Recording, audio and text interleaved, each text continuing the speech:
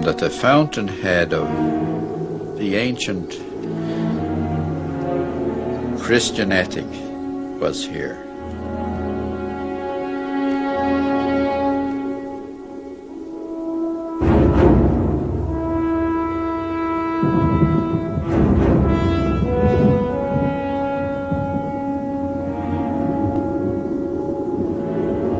It was originally the task of each member of the order to be a compendium of all knowledge, all known knowledge. That was the reason for the long term of training. If humanity was totally wiped out, except for one individual, he should be capable of re-establishing everything from his own resources.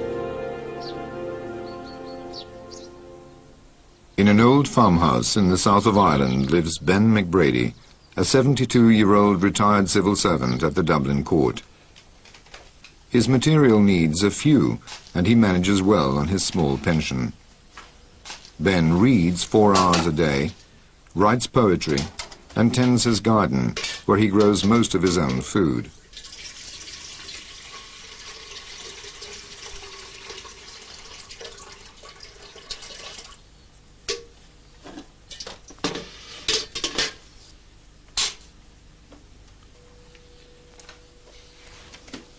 His friends call him the Druid.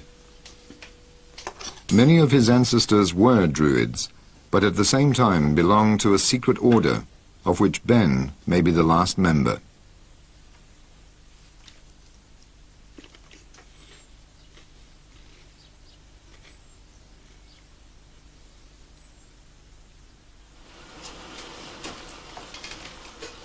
He originally set out to become a priest. Then his uncle, who was a disciple of this mysterious order, changed Ben's destiny by selecting him to become a member. The training started at his 12th birthday and took 18 years to complete.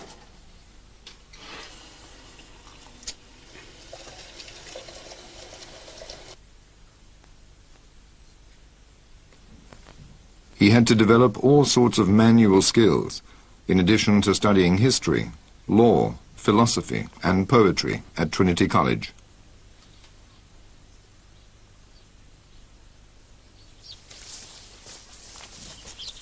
At 30, his training was completed, and Ben became part of an isolated triad within the order.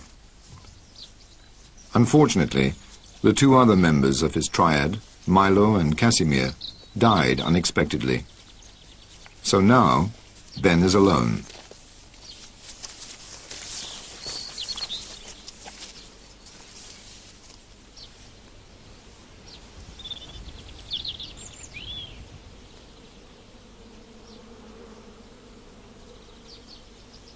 Since he has had no contact with the order for many years now, he believes that no other members are alive today.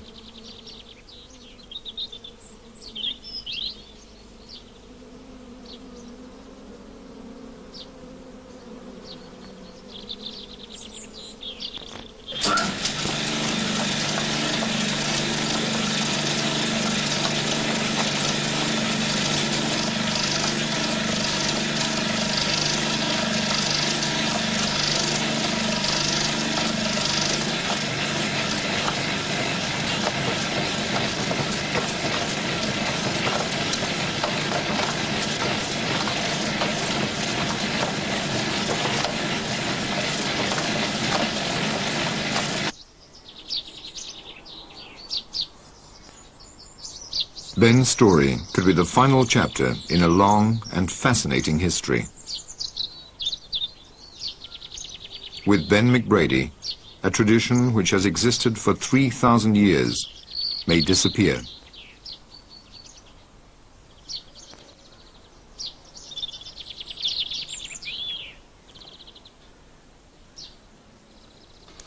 The order of which I may be the last member, by tradition, came into existence after the last great cataclysm or catastrophe which affected the world.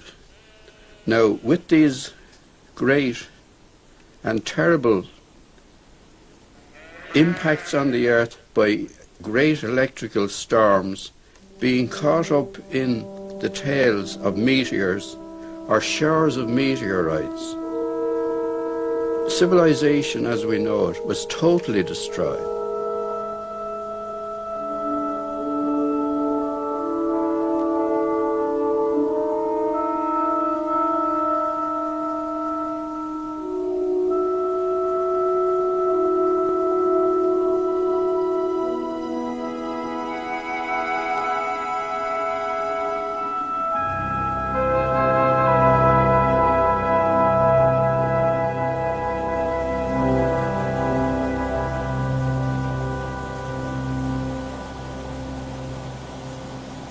All knowledge came within the ambit of the order, but they were particularly concerned with astronomy because they had experienced so many very significant calamities, and it was thought that a full knowledge of astronomy would enable enable them to predict conditions when these calamities were likely to take place and take some kind of action to protect themselves. If you look at the great megalithic complexes in Ireland, you'll see that what are described as passage graves are really bomb shelters of a very primitive kind. They are well above any tidal wave level, and they also afford protection from meteoric showers.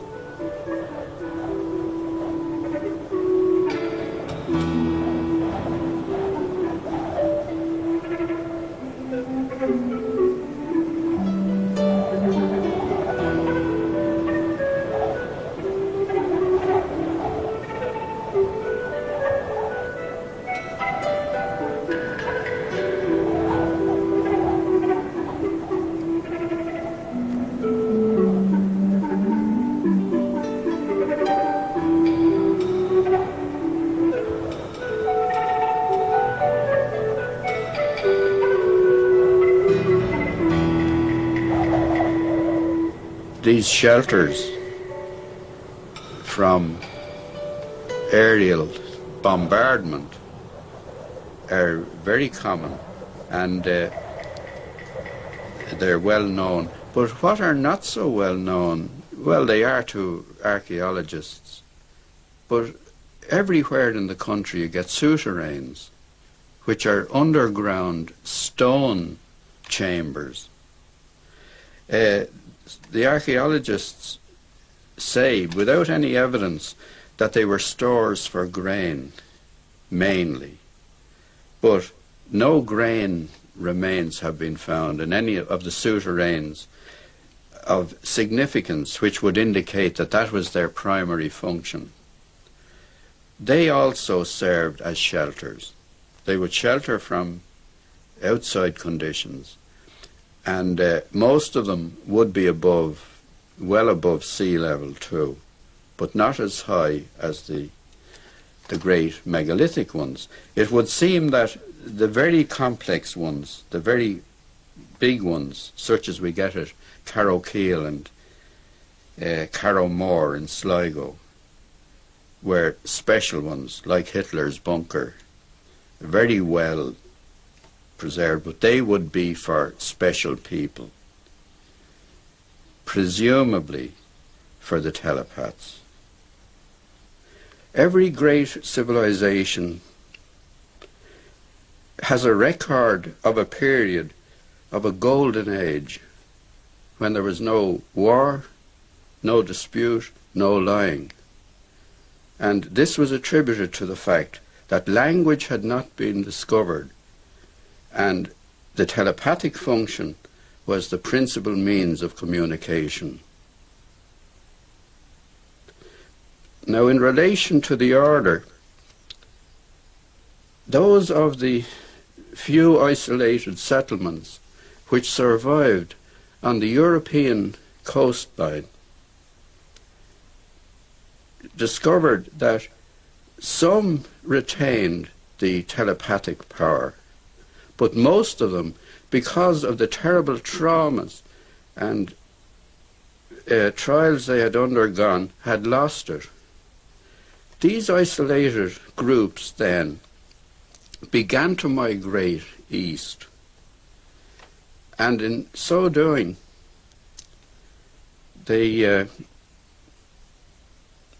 had to, in their isolation, develop languages as a means of communication.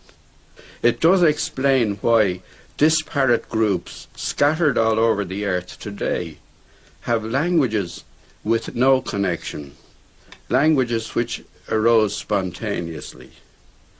But over and above this, psychics in every community retained a telepathic capacity.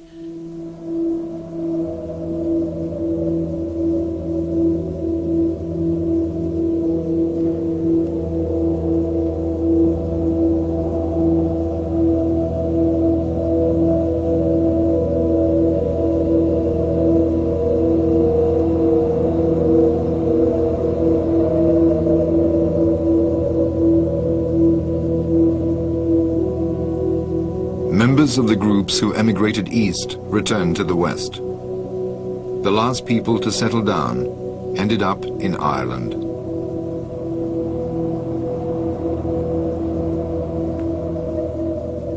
By then, the remaining telepaths had formed a secret order. The order at every stage had to remain outside society, within it, but at the same time not of it. A secret order.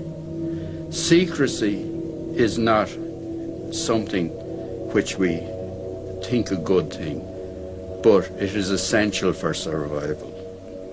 And as society developed, it became more and more essential for survival. The old saying is, where do you hide a pebble but on the beach? You can't keep your order secret by going off into a remote place, into a monastery, and cutting yourself off from civilization. It's essential that you interpenetrate the society. Not for any purpose of power, which is the usual aim of most secret societies, but for your own protection. And a secondary function, as far as I can see, from my knowledge of the history of the order, they tried at every stage of history to influence for the good the way history was developing. And their peculiar faculties gave them the capacity to do so. So they may have saved a few bad calamities in that fashion, that's social calamities. The dangers were very great. The telepathic capacity is the great danger. It's the great source of danger. Kings, princes, made prisoners of telepaths to use them to interpret the thinking of those around them, to know who are their enemies, where the threats came from.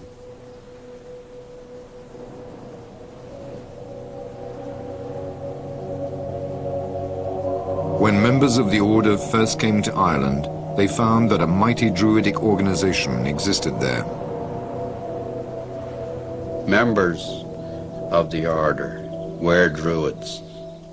They infiltrated the druidic organization, which was a highly complex one, and slightly, well, not slightly, but considerably different in Ireland from the continental druids who are described by Caesar in his De Bello Gallicus. the Gallic Wars.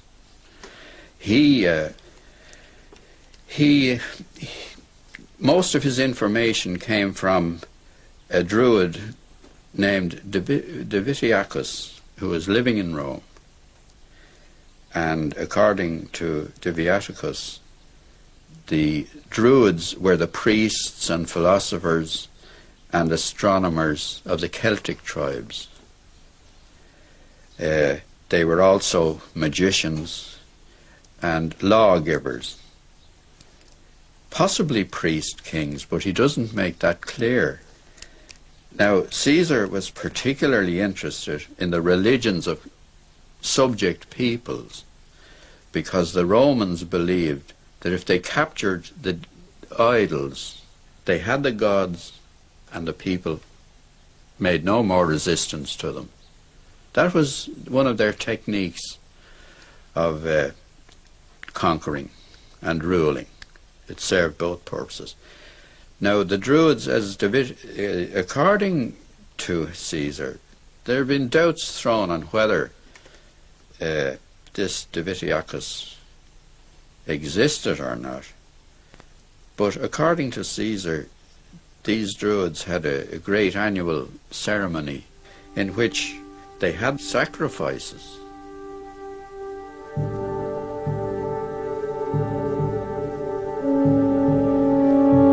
Historians nowadays agree with Ben that no human sacrifices took place in Ireland. However, the Irish Druids did have their ceremonies, among which were the celebrating of Beltane at the beginning of May and Samhain in November.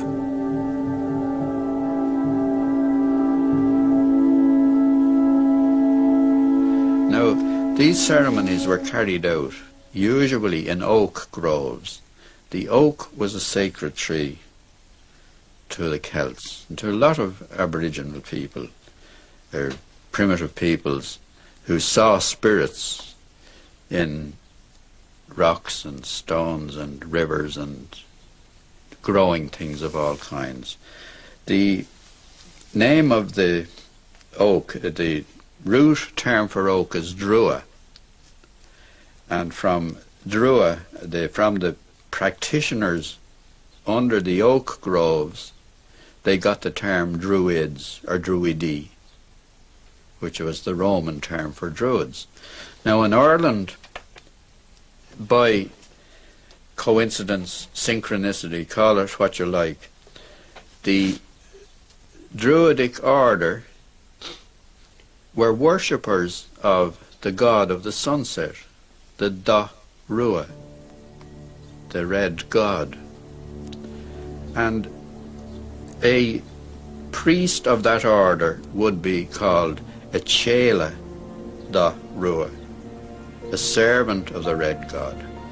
And with a very common thing that happens with language nowadays, we drop the first term. We drop the substantive for the adjective.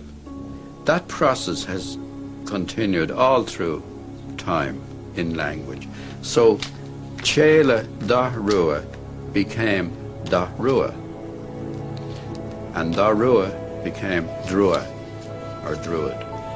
So that's how the confusion arises between the Druids of Ireland, the Druids of the continent. They have the same name, but for different reasons.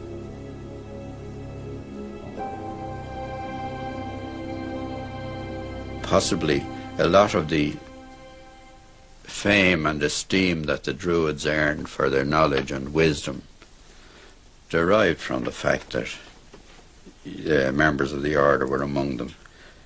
And we have that, I think, manifested best in the case of Lugar MacLugar, whose burial place we'll go to visit.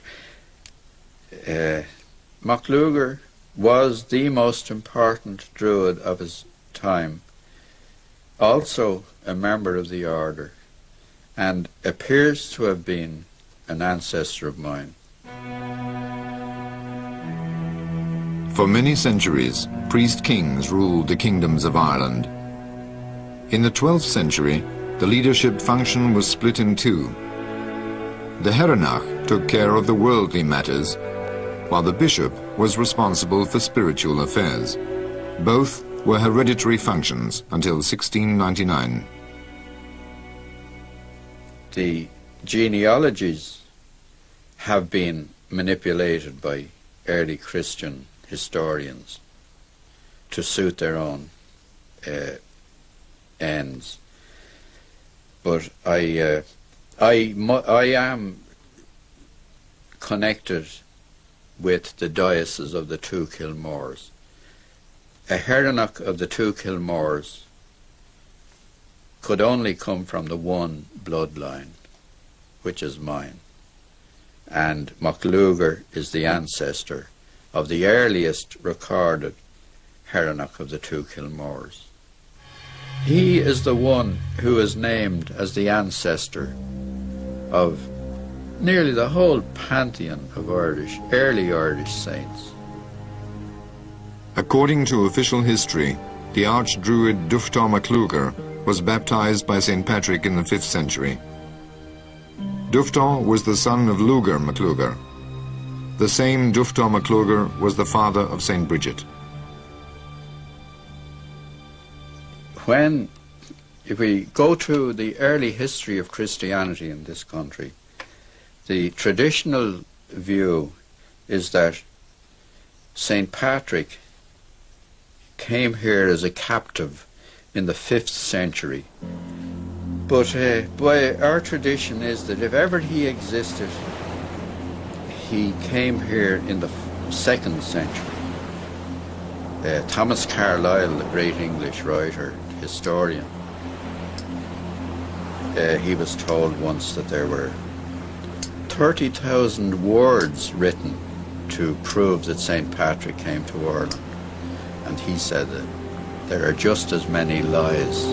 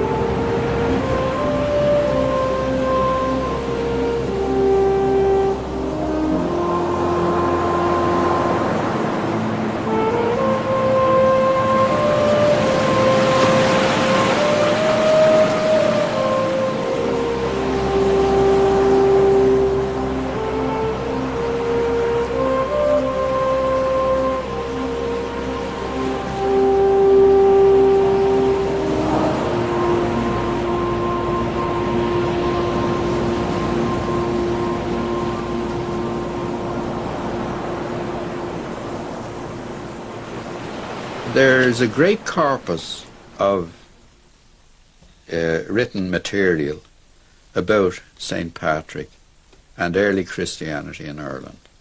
Maybe not so well known, but it's loaded with anecdotes and tales about the interaction of the Druids with St. Patrick and his followers and the conflicts between them, and how, above all, the only one who was able to smooth over the problems was MacLugar and his descendants. And MacLugar is in the annals, which are definitive, but were altered to suit.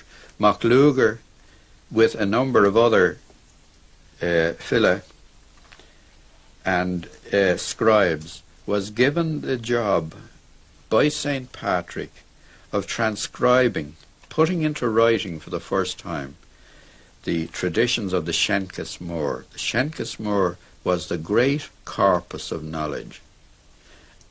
It's well known to modern scholars that the genealogies were meddled with. The lists of the kings were meddled with to fit in with a time scale that was wrong, and to phase out the pagan influence, which was still there, to endeavour to phase it out. So our annals start with the year 432. our written annals, which is the year in which St. Patrick is claimed to have arrived. And to me, I can see MacLugar as one of these great characters who emerge in a few generations and totally transform the character of a society. It has happened. But because of the conflicts between paganism, Christianity, he is written out of history, ultimately. I look on him as the inventor of Christianity after St. Paul. St. Paul invented the Roman Christianity. MacLugar and his group were the philosophers who laid out the main tenets of pure Christianity.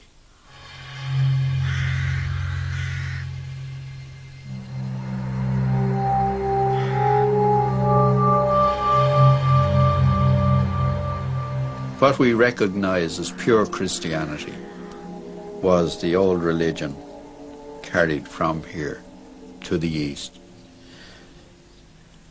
But it does seem that the fountainhead of the ancient Christian ethic was here in Killeen Cormac. It's a big claim, but over the centuries we have had the phenomenon of thousands upon thousands of Irish missionaries going all over the world, more than any other country, spreading Christianity.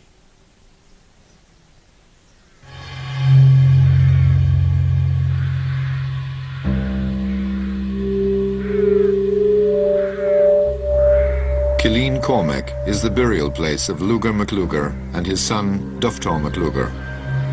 The mortal remains of other druids, kings and saints are also buried here. Yet Killeen Cormac is not an Irish national monument, nor is it listed in any tourist guide. It is not even signposted.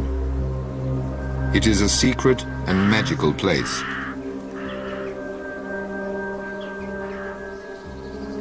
MacLugar and his antecedents and his successors lived in an area called Kennel Lugar in County Kildare, which in ancient times was a great marsh. There were two islands in the marsh. One was the settlement of the group, and the other was the temple and the burial place.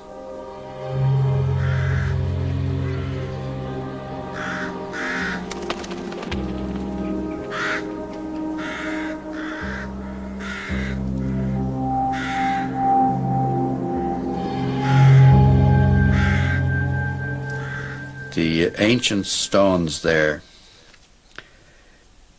make a link with Christianity in that we have the only Ogham stone in Ireland which has both a Latin and an Old Irish inscription written in Ogham, cut in Ogham on the stone. Ogham is not a language, but an alphabet. The inscription on the stone reads, "For true Druids." It was one of the places where Jesus, as a wandering scholar, was inducted into the ancient wisdoms of the order,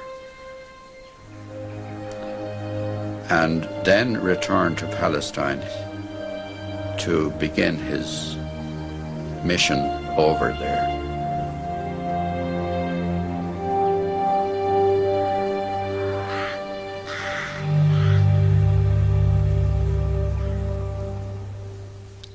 And up to the last century, a place was pointed out as the Jew's house. It didn't mean that that was simply where Jesus stayed, but that was where Jewish scholars were located. Scholars came from all over the world to ancient Ireland, and that drift continued well into medieval times. there were over 5,000 foreign students in the great school. Clonmacnoise had that number, but the more important school was in the Midlands, Clonard, St. Finian's School at Clonard. That was the school where St. Columkill was educated.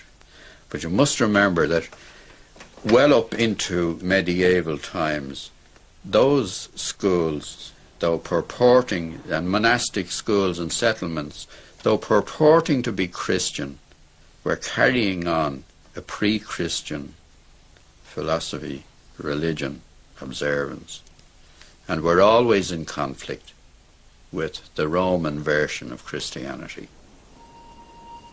These fundamental differences led in 1155 to Henry II getting the papal consent to invade Ireland in order to restore and safeguard proper Roman Christianity. Together with economic reasons, this resulted in nearly 800 years of British rule in Ireland.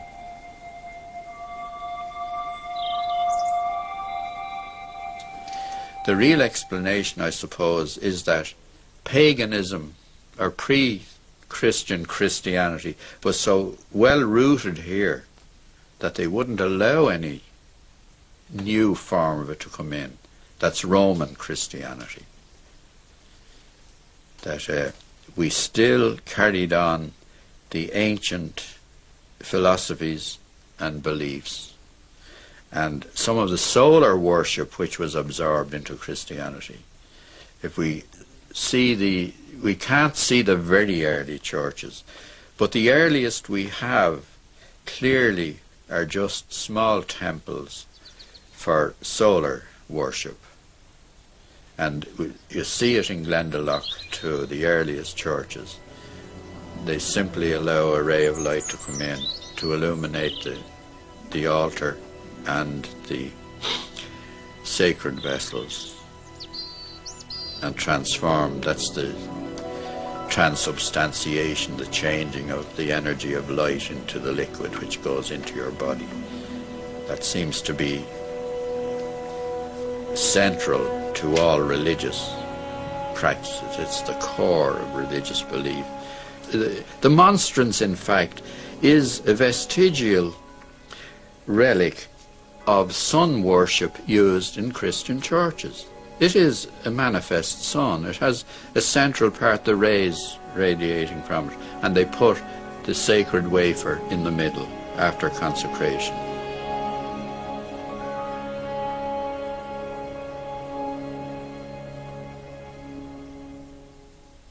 Each king had his druid, but Christianity, they were incompatible with Christianity, and they disappeared as a group. The order, however, continued to survive by adapting itself to Christianity and becoming part of the Christian organization, but keeping its traditions, keeping its beliefs, and acting inside Christianity, the Christian matrix. And that wasn't simply in Ireland, but all over Europe. And we find then MacLuger not only adopting Christianity, but becoming the ancestor, as the genealogy shows, the ancestor of most of the early Christian saints in Ireland, and the ancestor of the royal houses, including my own, the bishops of the two Kilmores. Consequently, a good proportion of the order existed within monastic communities, religions of all kinds. In this country, it may have narrowed down the number in that, so far as I'm aware, the surviving members of the order had to have several primary requirements for admission. A, they had to have telepathic power. B, they had to be poets. C, they had to be of the priestly bloodline. And in ancient Ireland, the priestly bloodline was the ruling line, because it was priest kings who ruled. It's very likely that some of the very prominent and very strange religious characters in medieval times were members of the order. They did manifest the qualities of those of the order. From my study of history, that appears to me to be the case. From the 6th to on up into the 9th century, there were missionaries, Irish missionaries were keeping in contact with the continent and founding monasteries all over Europe. But these monasteries, because I think of the influence of the order, were monasteries of Pelagianism, not of the Christianity as we know it. Pelagius was eventually condemned as the arch-heretic. He was the first and the greatest heretic according to Christian history. But in fact, Pelagianism was the ancient religion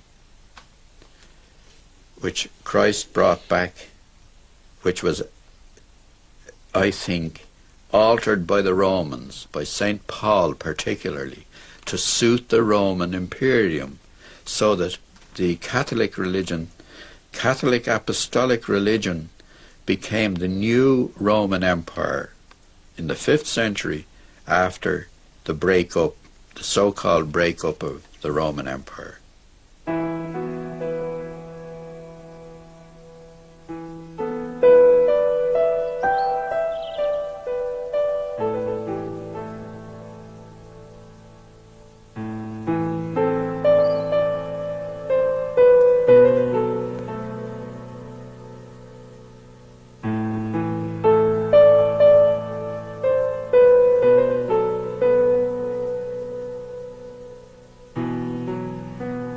It was originally the task of each member of the order to be a compendium of all knowledge, all known knowledge. That was the reason for the long term of training.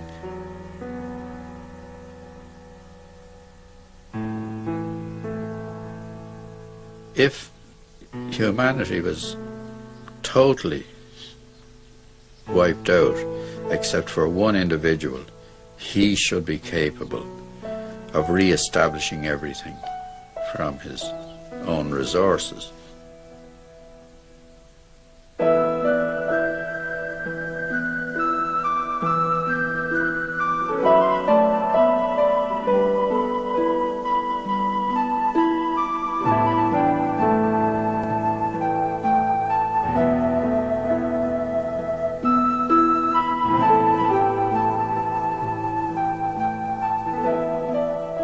Now, because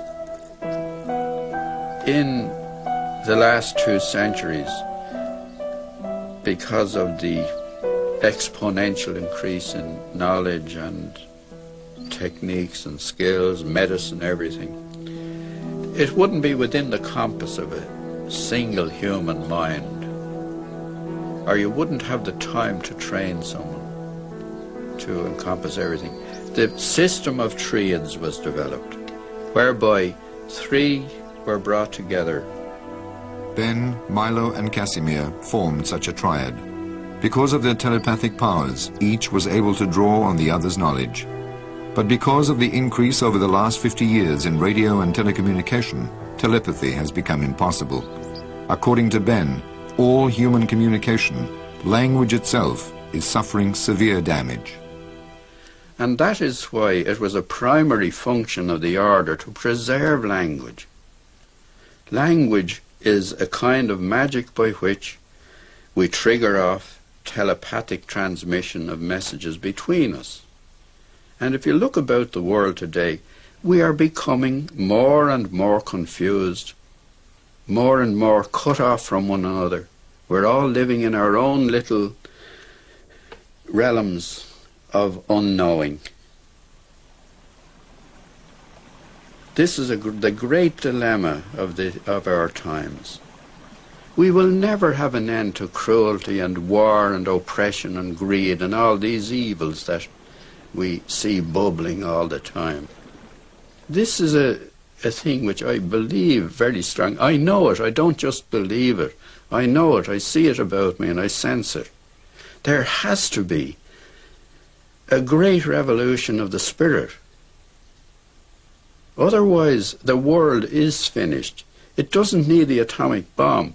It doesn't need any of the worst horrors of modern technology, the smart bomb, mustard gas, nerve gas. We will destroy ourselves in some other fashion. But it's essential the amnesia is got rid of, that we get back to a state of primitive thinking, clear. Technology must be brought under proper control.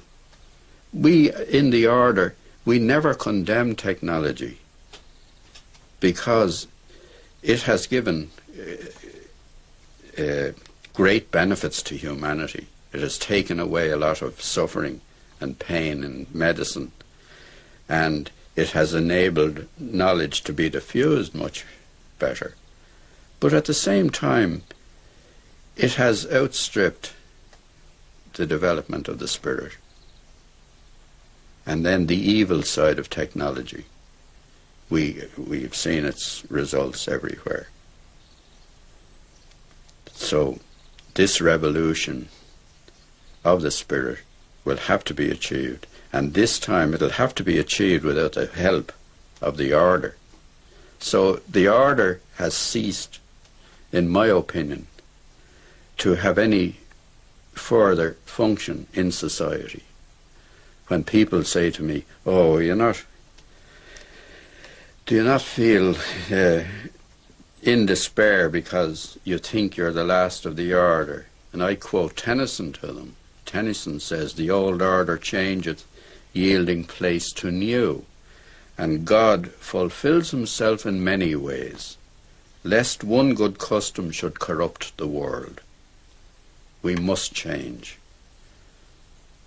A new order will evolve, a new order will emerge. It's either that or total destruction. And when I say total destruction, it doesn't mean absolute annihilation, but the ending of things as we understand them.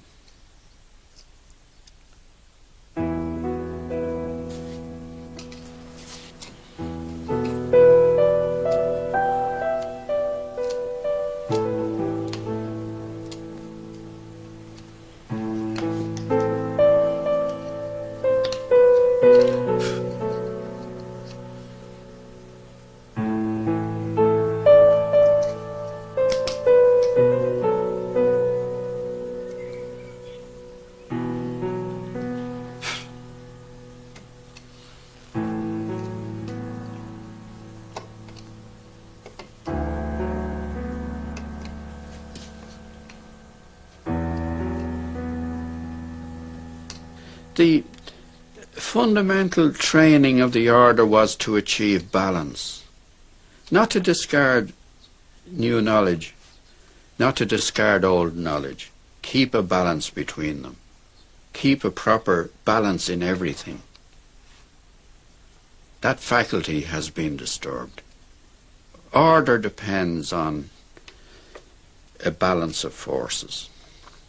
You can't have a cosmos, as Einstein says, designed by an idiot. There has to be order. In fact, the meaning of cosmos is order, as against chaos, which is disorder. The balance between these two forces must be achieved. As a natural law, as a fundamental law that we know inherently, we know intuitively that that is so. I've been told this very often, and I said it myself, that if you had scoured the world for the most unsuitable candidate to be a member of the order, I was that person. So far as my mental attitudes and general disposition are concerned, that I always had within me A, an inborn skepticism, and B, a sense of the ludicrous, which made me look on all rituals and practices as being games playing, and a carryover of other childish attitudes into adult life. I enjoyed it and still do.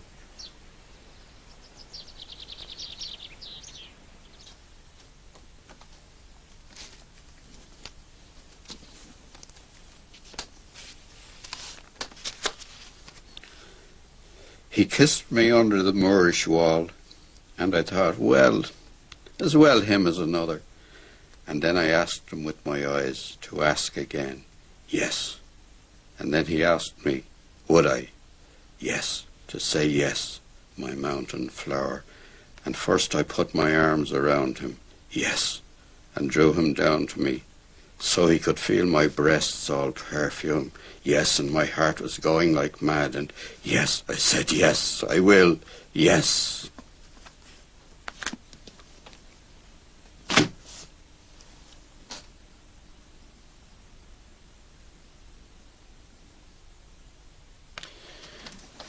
The way I look at life is what distinguishes, say, great writers like Joyce from others is that they are yea-sayers to life. The last sentence in Ulysses is yes, yes, yes. Molly Bloom is saying yes to life. So I was taught that lesson, that we must say yes to life. We must take the positive. The other side lies death and destruction, which is created by us. We can create death. We can't create life. And man is engaged to the limit of his faculties and abilities in creating death. That's why a great transformation has to come. Otherwise, everything goes. That's the moral I derived from that whole issue. So now I continue travelling hopefully, which is better than to arrive.